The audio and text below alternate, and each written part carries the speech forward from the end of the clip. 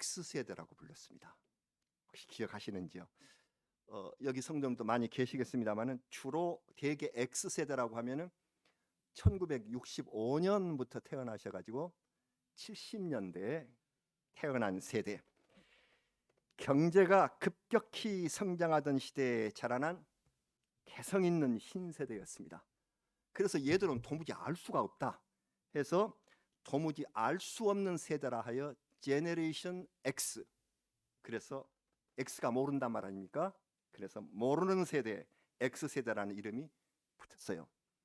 그랬더니 이제 80년대부터 태어난 애들은 더 모르겠네. 그래서 X 다음에 오는 Y자를 붙여서 그 80년 이후에 태어난 세대는 Y세대라 하는 이름이 부여됐습니다. 대개 90년 중반까지 태어난 분들이 Y세대라고 불립니다. Y 다음에 또 다르네요. 그래서 Y 다음에 이제 끝자 Z, 그걸 붙였습니다. 90년대 후반부터 2010년 사이에 태어난 새로운 세대를 Z세대. 그 다음에 글자도 없는데 어떡하나, 이제 알파 세대라고 이제 그럽니다. 이제 그리스 문자로 넘어가게 되는 것 같아요. 그래서 이 Z세대는 어릴 때부터 디지털 기술 속에서 성장한 세대로서 이제 막 사회 활동을 시작합니다. 그래서 그 앞 세대 Y세대는 2000년, 새로운 천년을 맞이한 세대라고 해서 별명이 밀레니얼 세대에서 앞에 M자 그리고 Z자를 합쳐서 MZ세대라 이렇게 불렀습니다. MZ세대는 태어날 때부터 스마트폰에 익숙해서 이전 세대와는 전혀 다른 특성을 보이는 세대입니다. 지금 MZ세대가 약 30-40%가 되었다고 하는데요. 이 MZ세대의 특성을 말씀드릴게요. 대개 많은 특성이 있습니다만은 세 가지입니다. 이 MZ세대의 특성 세 가지. 첫째는 모바일이 생활화된 세대입니다. 모바일 세대입니다. 모바일은 정보통신에서 이동성을 가리키는 말을 모바일이라고 합니다. 예를 들면 자녀를 결혼시키시는 부모님, 초대장을 두 종류로 나누십니다. 지난번 우리 홍지혜 권사님도 그렇게 하셨는데요. 그래서 둘로 나누어서 젊은 세대에게는 모바일 청첩장을 보내고, 그리고 그걸 보내셨으면 끝나는데 저한테도 장년들에게는 종이 인쇄 청첩장을 정중히 만드셔서 다시 드리거나 우편으로 발송을 합니다. 장년 세대에게는 모바일이란 그냥 뿌린 것이지 예를 갖추어서 보낸 것이라 할 수 없기 때문에 그렇게 달리 합니다. 하지만 MZ세대는 종이 문서란 번거로운 것입니다. 그들은 이미지와 비주얼로 소통을 합니다. 그래서 그들은 메타버스라는 가상 공간에서 모든 일을 이루고, 그리고 가상 화폐에 투자한, 그 이전 세대는 무슨 가상 화폐에다 투자를 하냐, 큰일 날 일 아니냐. 하지만 그들은 그렇게 합니다. 모바일 중심, 이게 첫 번째. 둘째로 MZ세대의 특성은 그의 관심이 워라벨 추구에 있다. 이걸 아셔야 합니다. 워라벨. 이제 누구나 워라벨이라는 용어는 다 알아야 할 용어가 되셨습니다. 알고 계시겠지만 다시 한번 말씀드리면 워라벨 앞에는 work, 일이란 말입니다. 일, 다음에 life, 우리 개인의 삶, 내 일과 내가 누리는 개인의 삶이 밸런스, 균형을 이루어야 한다. 그래서 나 죽어라고 돈 벌면서 그렇게 직장 생활을 하고 싶지가 않다. 내가 인간으로서 누리며 살 수 있는 그런 공간, 그런 시간이 있어야 한다. 균형을 맞춰야 된다. 수입보다는 시간의 여가를 확보할 수 있는 직장을 찾습니다. 이전 세대는 평생 직장이었죠. 직장에 들어가서 헌신했어야죠. 그냥 봉급만 받을 수가 있습니까? 깊은 밤까지 일을 해야 돼. 그러나 이 세대는 그렇지 않습니다. 자기 희생보다는 워라벨, 일과 함께 자기의 쉼, 자기의 놀이, 원하는 일이 균형을 이루지 않으면 무엇도 싫다. 그래서 마지막 셋째는 이런 원인으로 하여 개인주의와 자기중심적 사고가 형성이 되었습니다. 그래서 내 이익이 우선됨으로 공동체를 위하여 기여하거나 희생한다 하는 개념은 약해졌습니다. 사회의 정의를 외치던 젊은이들이 사라졌고, 그리고 결혼에 대한 관심도 현저히 줄어들었습니다. 신앙의 길을 외면하며 교회의 헌신과 봉사에도 비판적 태도를 보이는 세대가 되었습니다. 물론 MZ 세대에 속한 모든 젊은이가 다 그런 것은 아닙니다. 교회를 통한 소망도 그 세대에게 있습니다. 이들이 교회를 섬기고 그리스도를 모실 수 있어야 합니다. 그게 소망입니다. 그래서 이 세대와 소통하면서 새로운 교회를 이루어 나가는, 이 신앙을 이루어 나가야 하는 노력이 우리에게 필요하다는 사실이죠. 오늘 말씀에는 예수님께서 직접 그 당시의 세대를 비유하시면서 이것이 무엇과 같으냐, 무엇과 같은가 생각을 해보아라, 이렇게 말씀을 하십니다. 우리가 봉독 같이 했지만 그 시작을 다시 한번 봉독을 하실까요? 누가복음 7장 31절 같이 보십시다. 또 이르시되 이 세대의 사람을 무엇으로 비유할까? 무엇과 같은가? 이게 중요한 것이라는 겁니다. 예수님께서 중요하게 물으시는 것입니다. 예수님 당시의 MZ세대 같은 그런 젊은 세대에게 어떤 특징이 있었을까요? 주님은 이렇게 비유로 말씀을 하십니다. 창이 서고 난 빈터에, 우리 옛날에 그 제일 마을 공간에서 넓은 공간이 장터였어요. 닷새에 한 번씩 서니까 남은 때는 이제 텅 빈 공간이죠. 놀기 좋아요. 아이들이 나와서 놀고 있습니다. 특별한 놀이기구도 없으니 여럿이 편을 갈라서 어른들의 행동을 모방하면서 놉니다. 아이들이 늘 보는 기억으로 결혼식 놀이가 재미있었던 것 같습니다. 신랑이 올 때 사람들이 행렬을 이루어서 피리를 부르고 오는 것, 그러면 사람들이 모두 흥이 나서 이 춤을 추던, 바로 그것을 흉내내면서 놉니다. 그래서 춤을 추며 신랑 신부를 축복하고 즐거워해야 하는 그런 놀이. 그러나 몇몇 아이들은 재미가 없는 모양입니다. 춤추지 않고 무뚝뚝한 표정으로 서 있습니다. 결혼식 놀이는 그만 끝나버리고 맙니다. 피리 소리도 다 멈춰버리고 만다. 재미없다, 즐겁지 않다. 그러자 마음이 변한 아이들이 장례식 놀이를 하자고 했습니다. 이스라엘의 장례식에는 직업적으로 슬픈 소리를 내면서 상주를 대신해서 울어주는, 대신 애곡하는 사람이 있습니다. 그를 흉내내서 아이들이 곡을 하기 시작을 한 것 같아요. 그러면 나머지 사람들은 당연히 가슴을 치면서 울어야 할 상황이 되었습니다. 하지만 아무도 울지 않았습니다. 감각이 없는 아이들이었습니다. 무감각한 세대, 감각이 없는.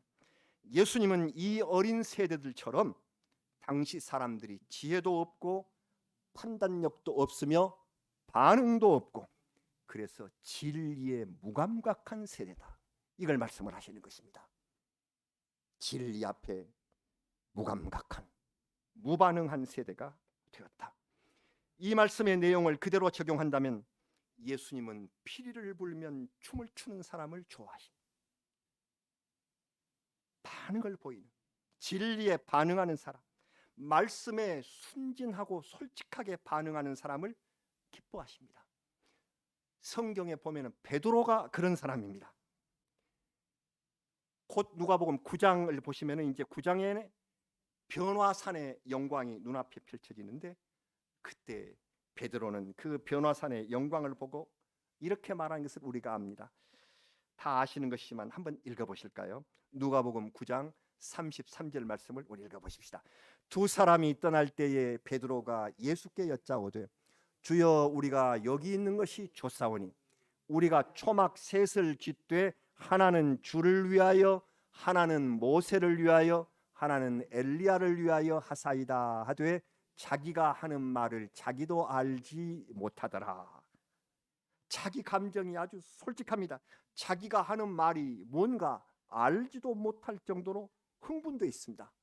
여기 참 좋습니다. 정말 좋네요. 이런 영광을 보여주시니 정말 너무 좋으네요. 여기에 집 짓고 머무십시다. 이게 무슨 소리입니까?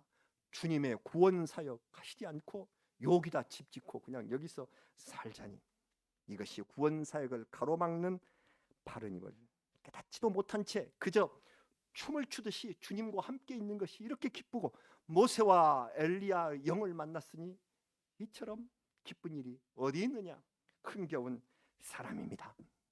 다 주를 버릴지라도 저는 배반하지 않겠습니다 하고 큰 소리를 쳤습니다마는 몇 시간도 지나지 못해서 다 허망한 말이 되고 말았습니다. 그러나 베드로는 즉시 눈물을 흘리며 회개합니다. 감각과 반응이 있는 사람이에요. 그런 베드로는 주님의 사랑을 받았습니다. 수제자의 위치에 올랐습니다. 반응하라. 반면에 즐겁게 피리를 불어도 춤을 추기는커녕 그것을 꼬고 비트는 사람들이 있습니다. 피리를 왜 부는 거냐? 나는 즐겁지 않다. 아무리 불어봐라 내가 춤출 것 같으냐? 이런 식으로 부정적인 생각을 하면서 사는 사람들이 있습니다. 그렇게 신앙생활을 하는 이가 있습니다. 가룟 유다 같은 사람입니다. 유다는 옥합을 깨뜨린 여인이 예수님 팔에 그 비싼 향유를 붓자 그 헌신 행위를 이렇게 왜곡했습니다. 요한복음 12장 4절과 5절입니다. 제가 이거 읽을게요. 제자 중 하나로서 예수를 잡아줄 가룟 유다가 말하되 이 향유를 어찌하여 300데나리온에 팔아 가난한 자들에게 주지 아니하였느냐 하니, 벌써 이 향유에 대한 값 계산이 나왔어요. 300데나리온.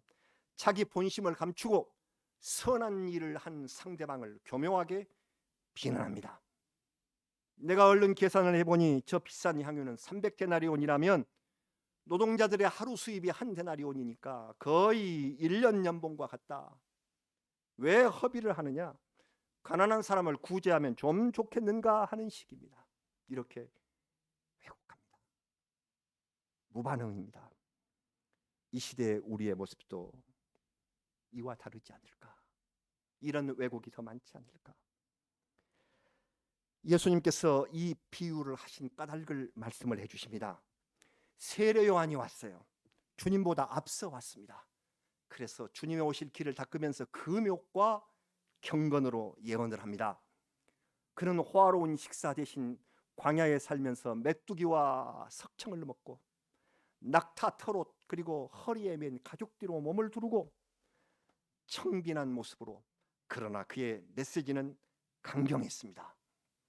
세례를 받으러 오는 사람들 가운데 신실하지 못한 사람, 임박한 심판을 기피하려고 겉으로 나는 믿는 사람이다 하는 것을 내보이기 위한 그런 거짓된 무리가 오자 세례 요한은 위선적인 사람들을 그냥 지나치지가 않았습니다. 엄중하게 회개를 외쳤습니다. 누가복음 3장 7절입니다. 좀 강경하지만 이것이 바로 솔직한 세례 요한의 외침입니다. 누가복음 3장 7절입니다. 같이 봉독하십니다. 요한이 세례받으러 나오는 무리에게 이르되 독사의 자식들아 누가 너희에게 일러 장차 올 진노를 피하라 하더냐. 엄중합니다. 그러면 그때 사람들은 마땅히 가슴을 치며 울고 회개하는 반응을 보여야 옳습니다. 그러나 사람들은 가슴을 치지 않았습니다. 내 자존심을 상하게 해. 건방진 예언자로구만. 네가 먹을 것도 먹지 않고 있는 것을 보니 귀신이 들린 사람인가 보다. 이러면서 왜곡해서 공격. 자기의 잘못을 돌이키기는커녕 선지자의 입을 틀어막은 것입니다. 듣기 싫다는 것입니다. 내 귀에 좋은 말만 하라는 것입니다. 이런 세대 이렇게 막아버립니다. 그 후로 예수님이 오셨습니다. 예수님은 세례 요한과는 달리 사람들과 즐겁게 잡수시고 바리새인이 초대해도 응하셔서 함께 식사하시고 물이 포도주가 되게 하셨습니다. 넘치는 사랑으로 복음을 전하셨습니다.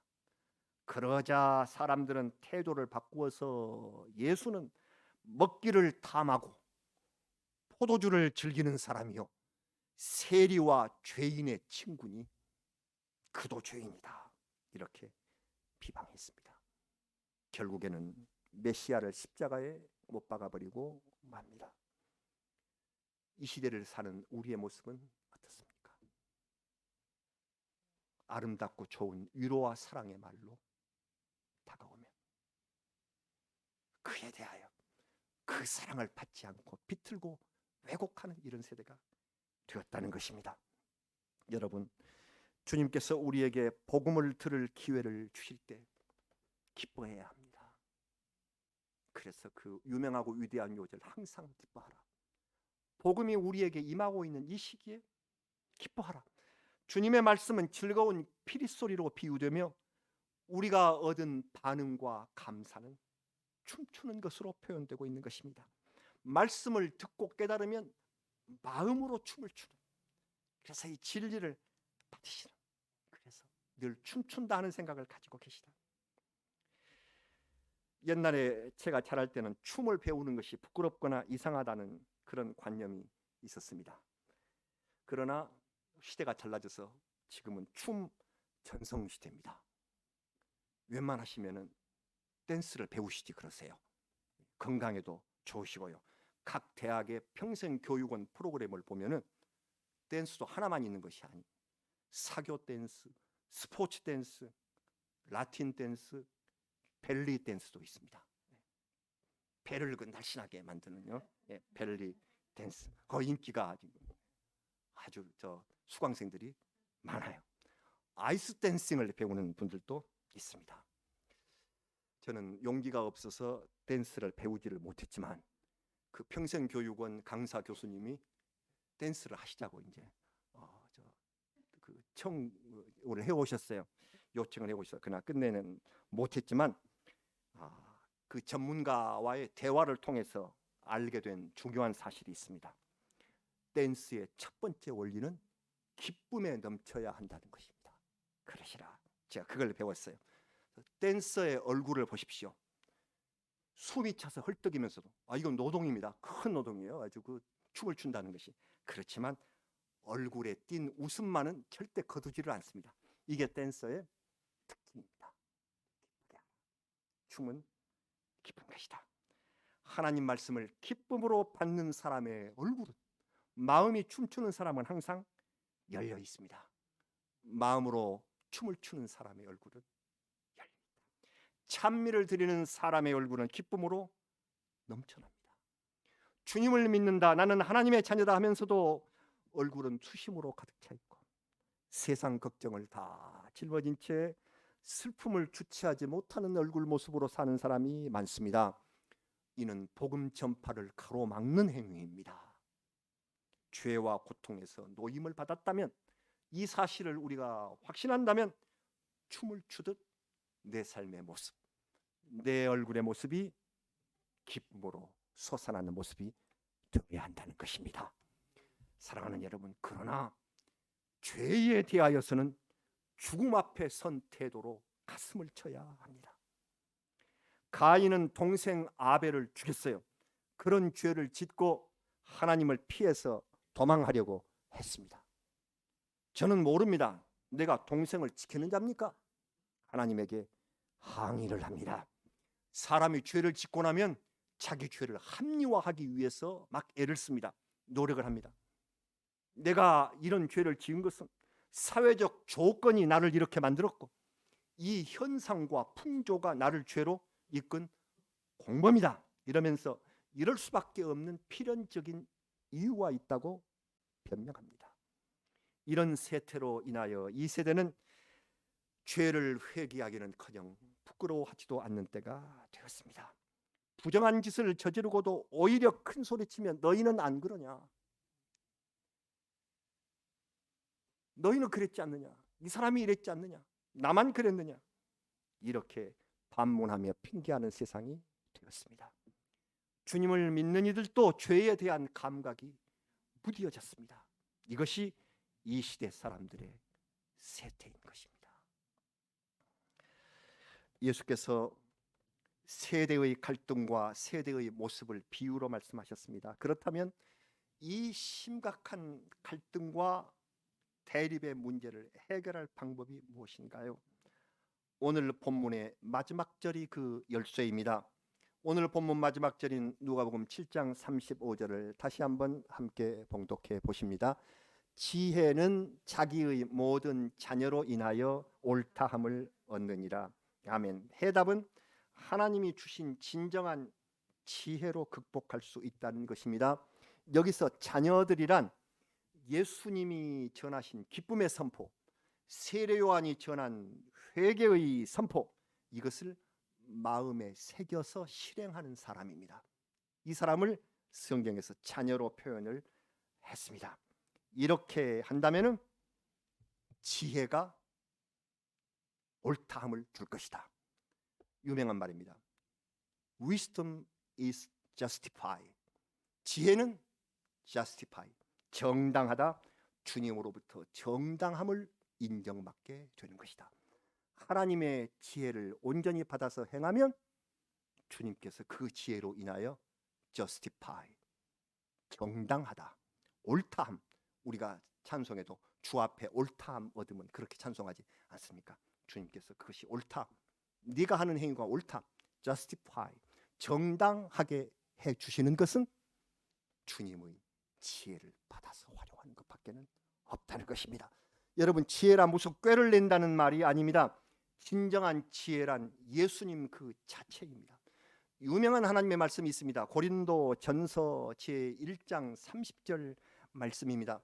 이 말씀 우리 같이 봉독하십니다. 너희는 하나님으로부터 나서 그리스도 예수 안에 있고 예수는 하나님으로부터 나와서 우리에게 지혜와 의로움과 거룩함과 구원함이 되셨으니 아멘. 예수님은 하나님의 지혜로 우리에게 오신 분입니다. 그 지혜는 무엇과 함께 하느냐? 의와 거룩함과 구원과 함께하는 지혜. 이 지혜로 오신 분이 바로 예수 그리스도. 그러므로 주님 안에 지혜와 올바름이 있고 그것으로 인하여 세대의 갈등과 시대의 문제가 해결을 볼 수 있다 하시는 말씀이 성경의 정신입니다. 앞에서 지적했던 세대 갈등을 보십시오. 가난하고 어려웠던 시대를 의지로 버텨온 장년 세대가 있습니다. 저와 같은 세대, 저보다 더 상이신, 더 위에 계신 세대, 저와 비슷한 이런 세대분들은 주로 어려웠던 시대를 의지로 버텨온 의지의 세대라고 할까요? 이후에 젊은 세대들은 편리함을 추구하면서 자라왔습니다. 자유로운 세대입니다. 의지보다는 자유가 더 중심이 되었던 세대입니다. 그래서 서로 갈등이 있습니다. 젊은 세대는 저 장년 세대를 향하여 고집불통이라고 하고, 그 세대는 젊은 세대를 보시면서 너무도 자유로워서 큰일이다, 이거 큰일 나겠다 이러면서 대립해 왔습니다. 이것을 서로 함께 하기 위해서는 예수 그리스도 안에 있는 지혜, 그 지혜는 사랑과 겸손으로 먼저 자기를 돌아보며 사랑의 시선으로 상대를 봅니다. 그러면 어른은 젊은이를 이해할 수 있게 되며 젊은 세대는 어른을 존중할 수 있게 됩니다. 이해와 존중, 이것이 주님 안에 있는 지혜의 합일이다. 바로 그 방식이다. 여러분, 의로운 사람은 죄와 더불어 살 수가 없습니다. 바르지 않는 길에 서 있는 인간에게 회개를 촉구하는 선지자의 음성은 늘 우리 귓가에 들려옵니다. 이 회개의 메시지가 우리 귓가에 들려올 때 노소를 막론하고 가슴을 치며 울고 회개해야 할 기회입니다. 이때 이렇게 주님께로 돌아오는 것, 이것이 바로 구원에 이르는 지혜입니다. 회개하고 주님 앞에 돌아오는 지혜. 특히 젊은 세대는 세상의 지식만을 쌓으려고 애쓴 나머지 구원에 이르는 지혜가 부족합니다. 젊은 세대가 그리스도의 진리로 돌아오는 역사가 일어나도록 늘 기도하며 이끌어야 할 책임이 기성세대에게 있으십니다. 그렇게 하셔야 합니다. 그리고 장년 세대는 주님께서 은혜 베풀어 주실 때 항상 기뻐하고 춤을 추듯 감사하는 삶을 살아야 합니다. 세상 염려 많이 하셨습니다. 힘든 시대와 세상을 이겨오신 여러분들이십니다. 이제 세상 염려를 떨치고 하나님의 나라를 미리 맛보는 기쁨의 삶을 누리는 것은 하나님께서 우리에게 옳다함을 주신, 우리에게 기쁨을 주실 때, 지혜를 주실 때, 지혜는 wisdom is justified, 옳다. 하나님 안에서 지혜를 발휘해서 사는 너희가 옳다함을 얻는다.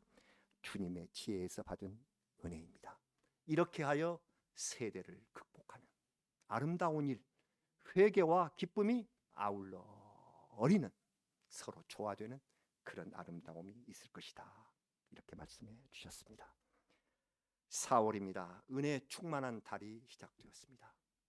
주님의 고난이 있고 부활 승리가 있는 아름다운 봄, 이 4월 구원의 주님을 찬송하면서 세상의 어려움과 코로나의 고통을 이제 모두 극복하고 하나님 앞에서 모든 세대간이 기뻐하며 하나님의 지혜 안으로 들어가는 은총의 날들을 맞이하시기를 우리를 구원하시기 위해서 세상에 오신 예수 그리스도의 이름으로 축원합니다.